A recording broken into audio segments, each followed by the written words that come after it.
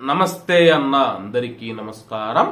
Kuwait లో 700 కోట్ల scam నైతే కువైట్ లోని భారతీయులు చేశారని చెప్పేసి కువైట్ లో ఉన్న కేరళ రాష్ట్రానికి సంబంధించిన నర్సులు మరియు కేరళ రాష్ట్రానికి సంబంధించిన వారు ఎవరైతే ఉన్నారో ఒక బ్యాంకుకు 700 కోట్ల రూపాయలు ఎగగొట్టినట్లు ఆ యొక్క బ్యాంకు పేర్కొంది.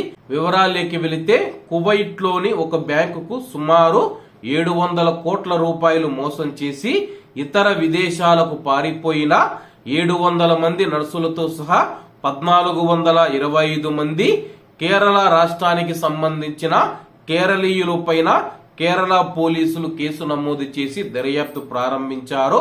వివరాల్లోకి వెళితే భారతదేశంలోని కేరళ రాష్ట్రానికి చెందిన కొట్టాయం మరియు ఎర్నాకుళం జిల్లాలలోని నవంబర్ 5న ఈ విషయం పైన 10 కేసులు నమోదయ్యాయి.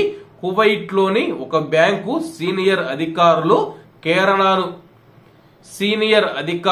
కేరళను సందర్శించి శాంతి భద్రతల ఇన్ఛార్జ్ డీజీపీకి ఫిర్యాదు చేసిన తర్వాత ఈ యొక్క విషయం బయటికి వచ్చింది.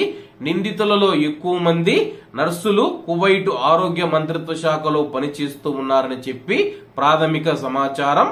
వారు కువైట్ లో పనిచేస్తూ ఉన్నప్పుడు బ్యాంకు నుంచి 35,000 నుంచి 45,000 దినార్లు లోన్లు తీసుకున్నారని చెప్పేసి, అంటే సుమారు 90 లక్షల నుంచి 1,25,00,000 రూపాయల మధ్య రుణం తీసుకున్నారు.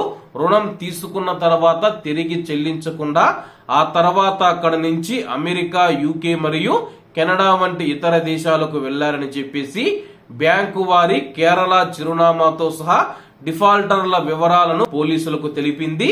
కేసు నమోదు చేసిన తర్వాత దర్యాప్తు చేపడతామని చెప్పి పోలీసులు వెల్లడించారు.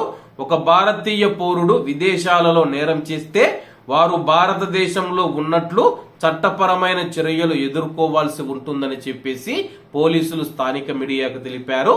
ఏది ఏమైనా సరే కువైట్ చరిత్రలోనే మనం చూసుకుంటే భారతీయులు ఇంత పెద్ద మొత్తంలో 700 కోట్ల రూపాయలు డబ్బు తీసుకొని బ్యాంకుకు ఎగగొట్టడం అనేది ఇదే మొదటిసారి అని చెప్పేసి స్థానిక మీడియా పేర్కొంది. కాబట్టి అందరూ బాగుండాలి, అందులో మనం ఉండాలి. అందరికీ నమస్తే అన్న, జై హింద్.